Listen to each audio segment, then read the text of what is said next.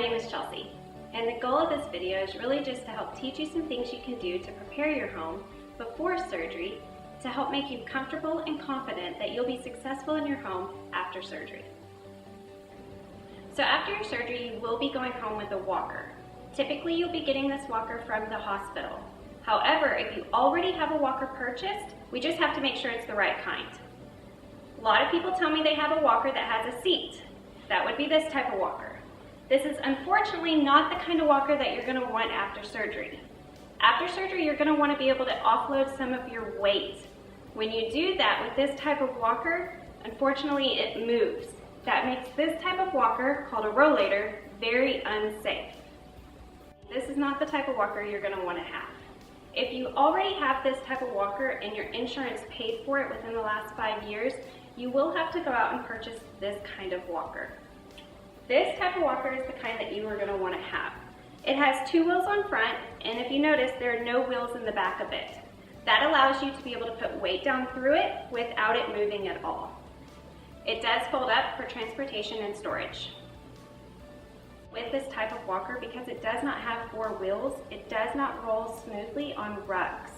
So we ask that if you can, go ahead and put up all of your throw rugs and store them until after you're safely off of a rolling walker.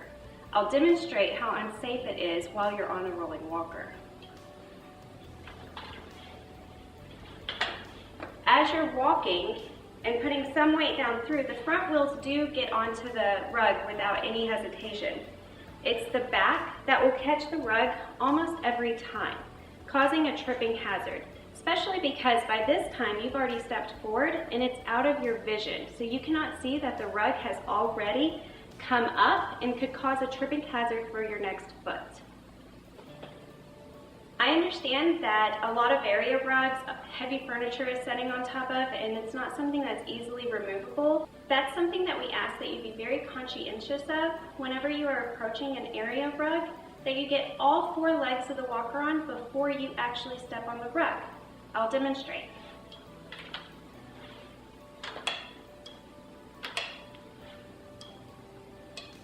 All 4 legs of the walker on the rug now, and I'm ready to step onto the rug because I know that these back legs have cleared the edge of the rug. And now I can proceed onto the area rug. So if you can, please remove all throw rugs. Typically these rugs are by your door, they're runner rugs, or they're in your bathrooms. If you can remove all the throw rugs, leaving the area rugs, but just having a good reminder that when you approach those area rugs, you have to be very conscientious of where your walker is and where your body is in relation to that rug. Before your surgery, start thinking about which access point is going to be the easiest way to get into your house. Think about, do you have stairs to get into your front door? Is your garage full of clutter and debris? Once you've analyzed which access point is going to be the best one to get into your house, start practicing it. Most all access points at least have a threshold, some taller than others. So no matter what, you're probably going to have to come across a threshold with a walker. So I'm going to teach you how to do that the safest way.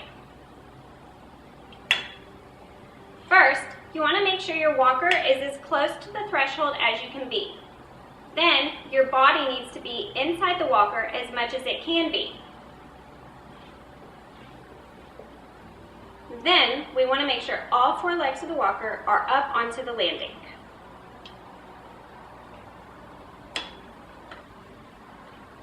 Now you're ready to step inside your home. You want to step inside your home with your stronger leg. That would be the leg that you did not have surgery on.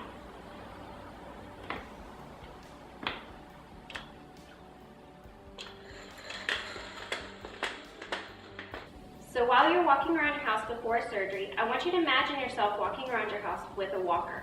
How are you going to get around your house? Is it enough room? Do you have clear pathways, or do you have some clutter? Even if you don't have any clutter, is your decor a problem? For example, this chair and this stairway is too close together to have a walker through it. So you might have to do a little bit of rearranging just so that you have enough room to safely get a walker through before you have surgery, so you don't have to worry about it after surgery. And remember, we've already talked about these rugs.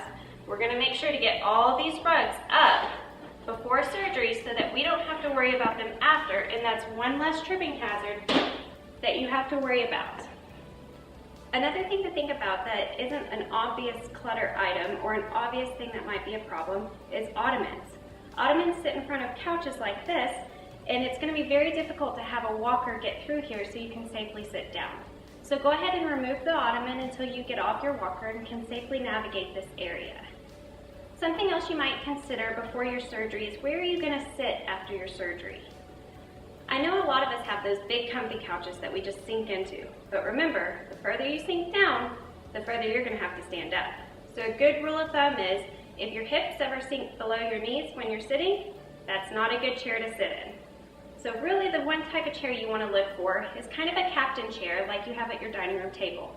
Something that has a tall back that will be able to support you, as well as two arms that you can push off of. Anything that rocks and glides is going to be very, very difficult to stand up from. So something that's firm, solid, tall back with arms is a perfect chair for you to consider for your after surgery recovery chair. And while we love our pets, they can be a tripping hazard too. So make sure before you get home, the pets are put away until you get home and are safely seated, and then they can get readjusted to you being home again. One of the things you want to think about before you have your surgery is where you're going to be sleeping. Is your bedroom upstairs or is it downstairs? If your bedroom's upstairs, is there a place you can sleep downstairs just for about a week after your surgery until you get strong enough to make it upstairs? If not, that's okay. I'm going to show you the easiest, safest way to get up and downstairs. Ideally, you'd want to have two rails, and when you go up and downstairs, you want to be able to reach both of those rails. If you do not have both rails, then get as close as you can to the rail you do have. In this case, the rail is going to be on my left-hand side. For this scenario, I'm going to say my right leg is the one that I had surgery on. Always when you're going upstairs, you want to go up with your good leg, down with your bad leg. In this scenario, the good leg is non-surgery leg. This is my surgery leg. So we're going to go up with the good, and then we're bringing up the surgical leg. Up with the good, and then we're bringing up the surgical leg. As you can see, the good strong leg is the one that's doing all the work. The surgical leg is kind of just along for the ride. Up with the good, pulling it up, bringing up that surgical leg. So using the same scenario that my right leg is the surgical leg, we're going to come down the stairs with the right leg going down first. Down with the bad, down with the weak. As you can see, my strong leg is the one doing all of the work. One step at a time. Once I get down to this last step, as you can see, I have my walker ready for me to reach down here to get off of the steps. And that's the safest way to do the steps. One thing to consider, especially if you're having a total hip replacement, is which side of the bed you're sleeping on. It actually does matter. You want the leg that you had surgery on to be in the middle of the bed. For example, if I had surgery on my right hip, I would want to get in on this side of the bed. But if I had surgery on my left hip, I'd want to get in on the other side of the bed, which means that I would need to do a little preparation before my surgery because I cannot get in on that side of the bed right now. So let's go with the scenario of I had surgery on my right hip, and I'm going to get in on this side of the bed. I'm simply going to back up to the bed and get my bottom onto the bed, scooting back at an angle. If you notice, it automatically pops my leg up. Scooting back at an angle does the work for me, so that I'm not having to use my muscles to completely lift my leg on the bed. The motion of scooting back at an angle does it for me, and I simply have to slide my leg over. Now I bring my non-surgical leg on the bed, and I'm ready to lay down. Before your surgery, go ahead and go in your kitchen and think about what items you're going to be using frequently. Go ahead and make sure that those items are in easy to reach places. If there's any items that you use that are on the top two shelves, bring them to this bottom shelf so that you're able to easily reach them without having to get on your tippy toes or bring out a ladder or step. Because after your surgery you're going to be on a walker, it's going to be a little bit more difficult to get into cabinets. you're going to have a walker in your way when opening doors. That's going to make it a little bit more limiting. That's one of the reasons why we want to make sure that everything is already easily accessible either on the counter or in these above cabinets that's on this bottom shelf. Another thing that I want to address really quickly is if you're in any narrow spaces, a lot of times the kitchen or the bathrooms are a narrow space. Sometimes the walker isn't able to get through them going forward, but that's okay. What we don't want to see happen is you to pull your walker away and you to furniture walk, holding onto the counter. That becomes unsafe and it becomes a huge tripping hazard. What we do want to see happen is for you to simply turn your walker, you stay in your walker, and you just take side steps with the walker. This is a much easier and safer way to get where you're going, and it doesn't become a tripping hazard. Okay, so here we are. We have made it to one of the more dangerous places in the house, the bathroom. But don't worry, I've got some tips and tricks to show you to help make it a little bit more safe. One of the things that I can recommend for you to purchase, especially if you have a tub shower combo, is called a tub transfer bench. This is what it looks like. Unfortunately, insurance does not help pay for the tub transfer bench. You would have to purchase it at Walmart, sometimes Walgreens, or places like Amazon. But it does improve your safety in the bathroom. Let me demonstrate how it works. Instead of having to step up over the tub or back out of the tub when it's in wet environment, all you simply do with your walker is take some side steps to even yourself up with the tub transfer bench. Once you're even, you're ready to sit down. You're going to reach back and have a seat. Push the walker away and scoot back on the tub transfer bench. Now you're ready to bring your legs over. Sliding back, you bring your legs over one at a time. And then you can scoot into your shower even more. You can pull the shower curtain across so that your water still doesn't get out on the ground, and you are able to fully take a shower here. In addition, you can purchase one of the shower handheld shower heads so that you're able to fully get water all over your body, or you can continue to have the water come out of the shower head as normal and just use a cup to get it all over your body to rinse. So once you're done rinsing and washing, it's time to dry off. But this is where it gets dangerous, because now we have a wet environment. And remember, I've told you to move all those rugs out of your house because that's a tripping hazard. So what we want you to do is have a towel ready to go.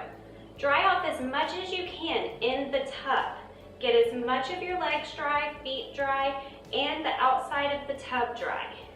Then you're ready to scoot over. Bring one leg out at a time, and over, and then finish drying off as much as you can outside of the tub.